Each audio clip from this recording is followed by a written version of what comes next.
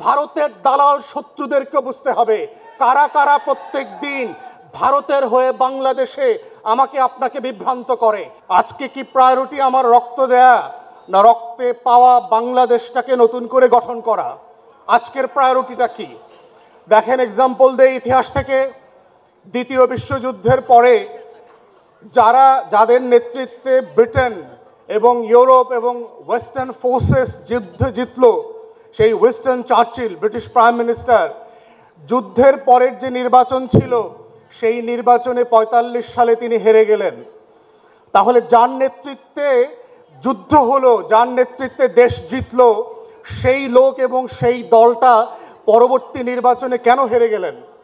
৪৫ সালে ব্রিটিশ হিস্ট্রিতে Labour party for the first time landslide victory নিয়ে ক্ষমতায় এসছে। কি কারণ ছিল? তাহলে যুদ্ধে বিজয় হওয়া একটা জিনিস, আর বিজিত রাষ্ট্রকে গঠন করবার লড়াইটা হচ্ছে আর একটা জায়গা।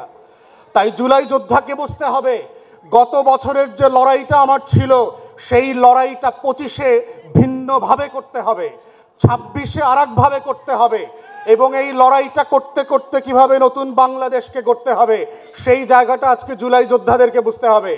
কারণ যেই যুদ্ধটা গত বছর ছিল হাসিনার বিরুদ্ধে, আওয়ামী লীগের বিরুদ্ধে, ভারতের বিরুদ্ধে, সেই যুদ্ধটা আজকে তৈরি হয়েছে আমাদের বাংলাদেশকে নতুন করে গড়বার জন্য।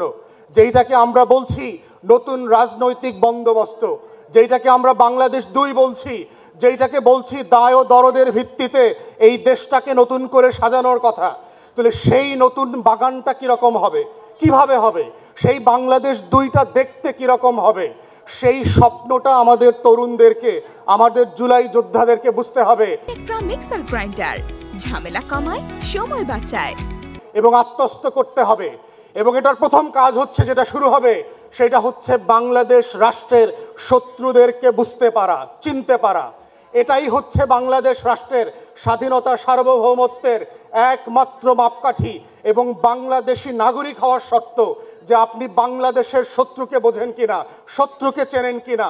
কোন রাষ্ট্র দিন রাত এই বাংলাদেশ রাষ্ট্রের উপরে ছোবল মারার চেষ্টা করছে, আখান্দ ভারতের নামে আমার মানচিত্রটাকে খেয়ে ফেলবার চেষ্টা করছে, আমার জল, আমার স্থল, আমার আকাশ, আমার পানি, আমার নদী, আমার পরিবেশ, সব কিছুকে দিন রাতে খেয়ে ফেলছে।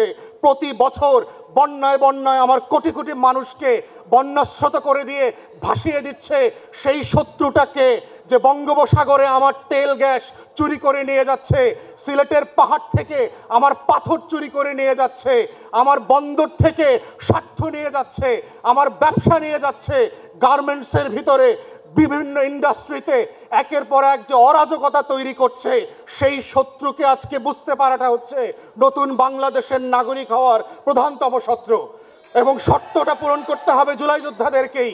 এবং শুধু ভারত না, ভারতের দালাল শত্রুদেরকে বুঝতে হবে কারা কারা প্রত্যেক দিন ভারতের হয়ে বাংলাদেশে আমাকে আপনাকে বিভ্রান্ত করে, ভারতের পক্ষে কথা বলে, ভারতের বুদ্ধিজীবিতা করে, দিল্লির গোলামি শেখায়, দিল্লির চোখ দিয়ে বাংলাদেশকে দেখা এবং দুনিয়াকে দেখতে শেখায়। এই যে পলিটিক্যাল ডিসকোর্স আছে, এই বয়ানটাও জুলাই যোদ্ধাদেরকে আজকে ভালোভাবে বুঝতে হবে।